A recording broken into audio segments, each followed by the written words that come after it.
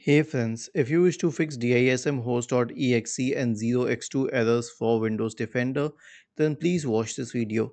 Now here's the problem with this situation. If the DISM is not working, then what can we do? So our first approach should be to perform an SFC scan on the system because SFC and DISM are somewhat similar. They are not same, but they are similar. So search for command prompt in the Windows search bar and click on run as administrator. Type the command sfc space forward slash scan now and hit enter to invoke the sfc scan. Next one is a system restore. Search for recovery in the Windows search bar and open recovery. Click on open system restore. Click on next. Select a good restore point. Click on next. Click on finish and then click on yes to initiate the process. And the last one will be a clean boot, so it's very easy.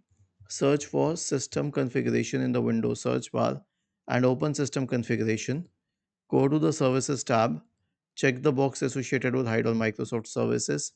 If any of the services checked, click on disable or apply, OK, and then restart your computer. Was this helpful? If yes, then please subscribe to the channel. If not, then let us know in the comment section of the video on how we could help you further.